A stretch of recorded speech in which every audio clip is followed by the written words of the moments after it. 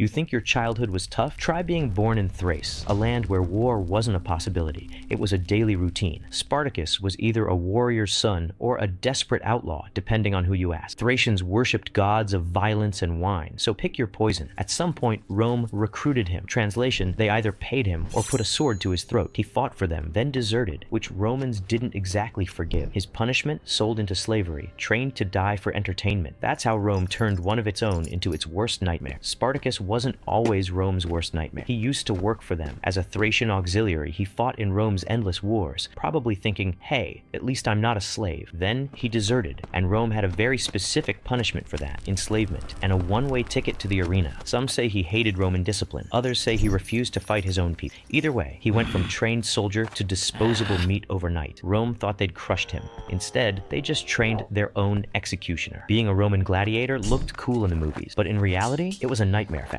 Spartacus was thrown into a gladiator school in Capua, where fighters were trained like attack dogs and treated worse than livestock. They slept in chains, ate high-carb diets to bleed more, and were forced to kill their friends for applause. The only retirement plan? A shallow grave. Spartacus wasn't alone. He met Crixus, Oenomaus, and Gannicus, equally angry men who were sick of fighting for rich Romans in togas. The final straw? They overheard that some of them were about to be sold to die in the Colosseum. Spartacus and 74 others decided, screw this, we're leaving. With kitchen knives and spit-roasting skewers, they hacked through the guards, hijacked an armory cart, and stormed out of Capua. They ran for the only place the Romans wouldn't follow, Mount Vesuvius. Now, Spartacus wasn't just a fighter, he was a leader, and Rome still had no idea what was coming. Breaking out of gladiator school? Hard. Surviving afterward? Even harder. Spartacus and his men had zero supplies, no backup, and a death sentence on their heads. But they had something better: rage, desperation, and stolen Roman weapons. They fled to Mount Vesuvius, a volcanic wasteland, where they were trapped almost immediately. The Roman governor sent 3,000 militia to starve them out. No problem. Spartacus had a plan. His men wove rope ladders out of vines, climbed down the cliffside at night, and flanked the Romans from behind. Result? A slaughter. Spartacus now had better weapons and an army growing by the day. Rome sent 2 more armies. Same result. Spartacus turned them into practice dummies. His forces swelled to over 30,000. Slaves, farmers, and mercenaries who wanted revenge. At this point, Rome should have taken him seriously. Instead, they kept underestimating him and paid the price. Spartacus wasn't just surviving anymore. He was winning, and Rome was officially panicking. At first, Rome thought Spartacus was just a lucky slave with a sword. Then he started racking up kill streaks. They sent Praetor Verinius with legions to crush him. Spartacus turned his army into mincemeat. His army wasn't just growing, it was evolving. He organized his men into units,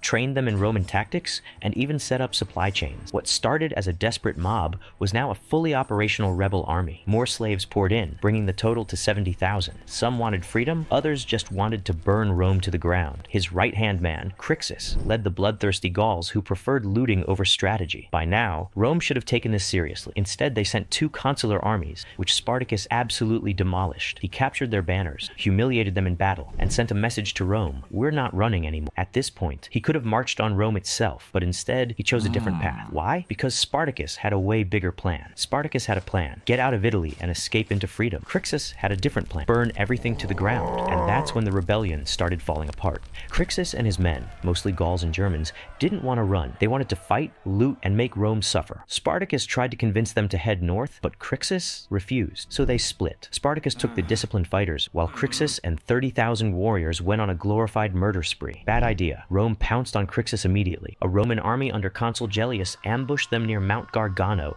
and wiped them out. Crixus, dead. His men, slaughtered. Spartacus, hearing the news, lost his mind. Instead of running, he hunted down the Roman army and butchered them in revenge. He even forced captured Romans to fight each other, gladiator style, as a final insult. At this point, Rome had 2 choices: keep underestimating Spartacus, start panicking. They went with option 2.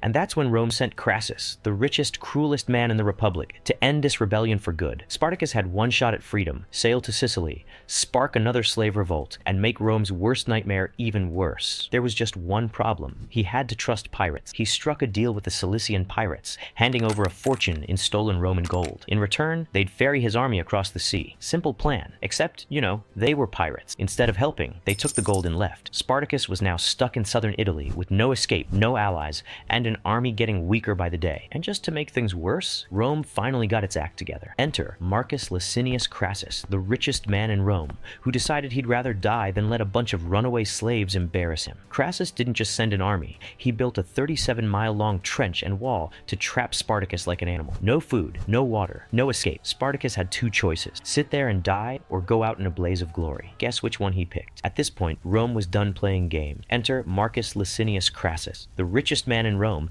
famous for buying political power and burning people's houses down so he could sell them back. Now he had one job: make Spartacus disappear. Crassus didn't just send legions, he rebuilt discipline the hard way. When his soldiers fled a battle, he decimated them. Literally, 1 in 10 men was beaten to death by their own comrades. Suddenly, fighting Spartacus seemed safer than running from Crassus. But his real genius move? He didn't chase Spartacus, he trapped him. Crassus built a 37-mile-long trench and wall across southern Italy, cutting off Spartacus's escape. Now the rebels were starving, freezing, and surrounded. Spartacus had one last trick. He filled the trench with dead bodies and charged through. It worked, but by then, his army was falling apart. Some ran, some betrayed him for Rome, and now Crassus's legions were closing in. Spartacus had one option left: fight to the death, and he wasn't going down quietly. Spartacus knew how this would end. No surrender, no mercy, just a final, bloody fight. He gathered his men, looked at his horse, and killed it on the spot. If I win, I'll have a Roman's horse. If I lose, I won't need one. Then he charged straight at Crassus. No retreat, no defense, just a full-on suicide rush. His army, now tired, starving, and outnumbered, followed. They smashed into the Roman lines, hacking their way forward. Spartacus's only goal? Kill Crassus and break the army's morale.